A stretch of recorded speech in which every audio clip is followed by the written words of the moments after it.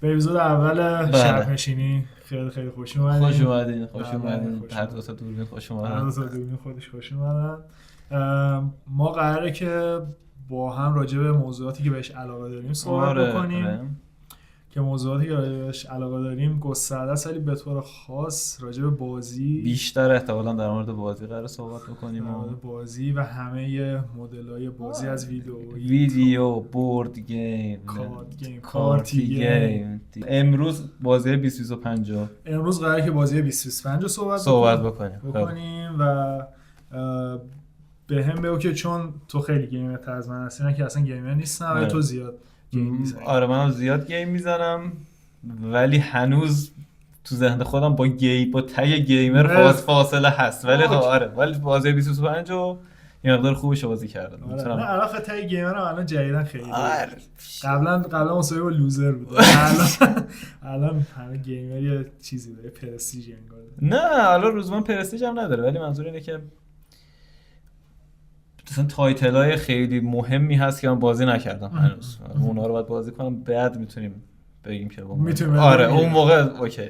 ولی در سال 2025 تو 2025 گیم‌های خوب بازی آره گیم‌های خوب متاکریتیکو از 5 تای اولش من 3 تا رو بازی کردم که همون بگو 5 تای اول آخرین باری که با هم چک کردیم. بله اسپریت فیکشن بود، هالو نایت سیلک سانگ بود، بلو پرینس بود، این اکسپدیشن 33 بود خب و یکی دیگه که آره اسپریت فیکشن رو گفتی. اینا که من بازی کردم بلو پرینس و اکسپدیشن و دانکی کانگ. هیدیس رو نگفتی. هیدیس 2 بله هیدیس 2 مهمترین سال اینجا زدیم هیدیس 2 بله.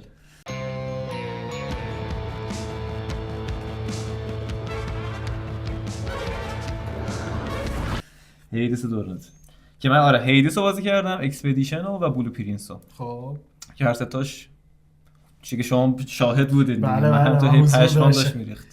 اول از همه راجع به اکسپدیشن صحبت بکنیم. آره. چون اکسپدیشن یه سری ویژگی‌هایی داره که خاصش میکنه. آره. بریم بگو اول تجربه از اکسپدیشن چجوری بود. ببین اکسپدیشن واقعیت من همونطور که باز هم باید اشاره بکنم بهش خیلی دوتا زیاد بازی می‌کردم. بعد یه بازی پاک کردم، دوتا رو دیگه پاک کردم، بعد دوپامین تامین نمی‌شد. بسته شبانه رو گرفتم، گفتم حالا اکسپدیشن رو زیاد تعریف کنم، دانلود کنم ببینیم چیه. دانلود کردم، نصب کردم. یه ساعت بازی کردم. اولش با خیلی چیز کاتسینای اولش خیلی طولانی. یه ساعت وای میسی میری تو شهر با همه صحبت می‌کنی و هیچ اتفاقی هم نمی‌افته. و هی شخصیت داره اضافه میشه، بعد خب هیچ کدوم هیچ کاری نمی‌کنه. حوصله‌ام سر رفت، گذاشتمش کنار. دوباره گذاشتم یه هفته دو سه هفته بعد گفتم حالا بریم ببینیم چی داره. خیلی جالب شد یوهو. یعنی از اونجایی که اینا داستان بازی در مورد یه شهریه به اسم لومیر که شخصیتاش یعنی افراد ساکن اون شهر وقتی که 33 سالشون میشه میمیرن، یعنی گماژ اتفاق میفته اصطلاحاً و میمیرن. بعد حالا اینا هر سال قبل اون گماژ یه خانومی میاد به اسم پینترس که مثلا یه نقاش خیلی گنده‌ای که از دور میبینی میاد یه عددی رو بزرگ مینویسه که مثلا چه اتفاقی، یعنی حالا اینا چون یه سری آدم میفرستن اونجا که فکر میکنم پینترس مسئول گماژه، میفرستن که مثلا برن پینترس رو بکشن یا بفهمن چیه و اینا. این پینترس هر سال که اینا اومدن یه عددی نوشته. حالا ما در واقع بازیکن اکسپدیشن 33 داریم میریم که ببینیم چی شده. فارغ از اینکه این بازی اکسپدیشن 33 است، همه تو 33. آره. این مدل. Soon she'll wake and paint again.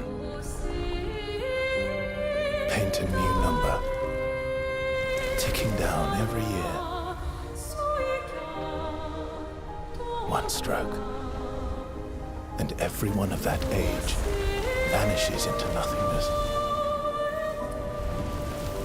Every year she paints again, and every year an expedition departs for the continent with one hopeless mission: destroy the paintress so she can never paint death again.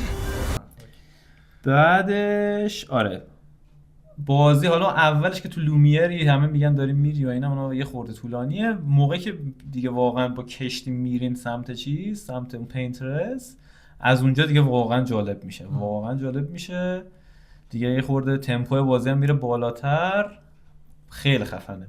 چون هم داستان، حالا این داستانی که من الان گفتم برای تو، این لایه رویی اولیه‌شه، بعد اصلا یه اتفاقات خیلی عجیب غریبی میفته که حالا مثلا چی دارن، کل این دنیاها توسط یه نقاش واقعی داره نقاشی میشه، بعد یه خانواده، یعنی در واقع دنیای بازی یه کانواس نقاشی یکی دیگه است که حالا اون پینترسه نماد اون چیز است که داره نقاشی. یه خورده پیچیده است داستانش و جالبه یعنی میگیرته.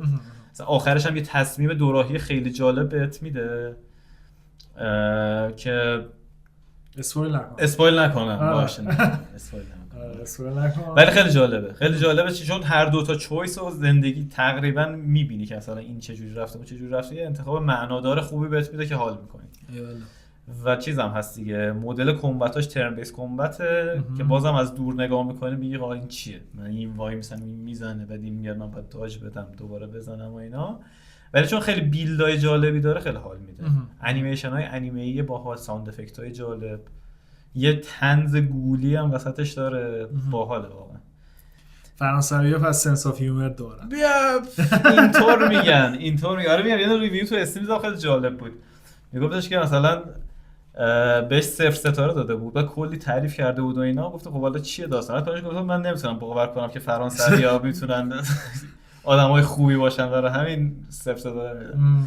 ولی جالب، حالا تیم فرانسوی داره تو لومیر مثلا یه دونه برج ایفل کجی دارن. آره کاراکتران که دیدم، آره کاراکتراش فرانسوی داشت. آره ولی یه نکته‌ای که مثلا به نظر من شاید تجربه شخصی من بود که یه خورده پوش بک بود برام، این بود که چی میگن، یه خورده پیچیدگی بازی، یعنی بیلداش خیلی طول میکشه، هر کدومشون کلی اسکیل تیری خیلی گنده‌ای دارن، بعد کمبو اینا با هم باز داستان داره و اینا، شخصیت‌ها یه خورده زیاد بود. یعنی مثلا شما با 3 تا شخصیت شروع می‌کنی، بعد در نهایت میشه 6 تا که یکیش حالا بین میره، اون کاری نداریم، 5 تا میمونه. با اون 5 تا تو باید یه پارتی 3 نفره یه پارتی 2 نفره درست کنی، که اون پارتی 3 نفره اصلیه، این اول میجنگه، بعد اینا بمیرن 2 تایی میاد. بعد این مثلا اون کاراکترهایی که آخرای بازی اضافه شدن، مونوکو، سیل، این دوتا رو مثلا کلا بازی نگفت، یعنی دوباره داد گفتم من حوصله ندارم دوباره بشم اسکیل تیری اینو بخونم ببینم اینا چجوری کنم، گفتم دیگه از توان من خارجه. این شد که با همون 3 تا شخصیت رفتم جلو، بعد اوکی هم بود، یعنی بازی جلو رفت. ولی خب یه دوست داشتم، یعنی اینطوری بودم که اگه مثلا حداقل یه ستاپ اولیه‌ای برام میذاشی، یا نمیدونم از اون اول میگرفتی، از صفر من با همه رو میخوندم دوباره انتخاب میکردم، نمیدونم پیکتوها رو میگرفتم، لومینا ها رو ست میکردم و اینا، از حوصله‌ات خارج شد یه خورده. ولی خب دوست داشتم امتحانشون کنم چون بامزه بود، کاراکترها دوست داشتنی بودن. آره اصلا مونوکو خیلی بامزه بود، ولی بیلداپاشون و اینا، آره مثلا مونوکو این مدلی بود که یه سری انمی داری دیگه، انمی ها رو که میکشتی میتونستی لول های اونا رو میدوزی، یعنی اسکیلش این مدلی پر میشد، خیلی جالب بود. ولی خب دیگه گفتم ولی پلیر یعنی بالاخره 3-2 با هم میرفتی میزدی، یعنی اونا رو هم بازی میکردی. نه من مثلا با هم پارتی یکم انقدر گولاخ بسته بودم که دیگه آره به 2 نمیرسید. آره باس فایت داشت کلا جالب بود دیگه، به یاد موندنی بود.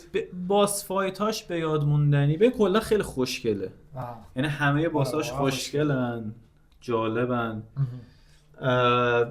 ولی مثلا یک فایت خیلی تاثیرگذار من تو ذهنم نمونده که بگم مثلا این فایت خیلی، ولی همش جالب بود. خیلی عالی. منم نگاه می‌کردم خیلی جذاب بود، هم انیمیتا آهنگاش خیلی قشنگه، واقعا قشنگه. یعنی یه 2 تا آرتیست از ساوند کلاد پیدا کردن، 2 تا فرانسوی هستن، بعد اصلا یه چیزی ساختن، اصلا آدمای معروفی نبودن تا قبل از این، بعد آهنگا ساختن، گوش بدی پشمات میریزه.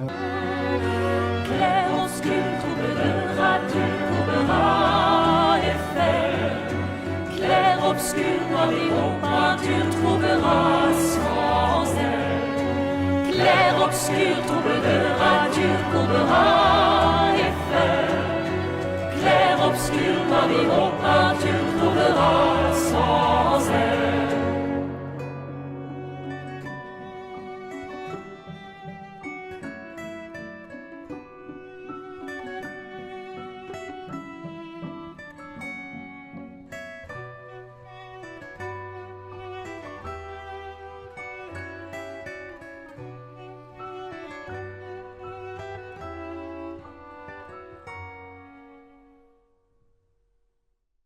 نکته جالبی که بازی 2025 داشت این بود که الان تو متاکریتیک 5 تای اول همشون ایندی ان، یعنی مثلا هیچ کدوم کمپانی گنده هیچ کدوم این بازی‌ها رو نساخته. مثلا همین اکسپدیشن و 30 تا کارمند یوبیسافت بودن فکر کنم اومدن بیرون استفاده دادن، اومدن میگفتن آقا شما بلد نیستین، ما میدونیم چه جوری بازی خوب میشه درست کرد. و واقعا هم ثابت کردن که میشه. یه 6 سال فکر کنم طول کشید بسازن اکسپدیشنو، ولی خب به نظر میرسه که بهترین بازی امسالو بگیره. آره.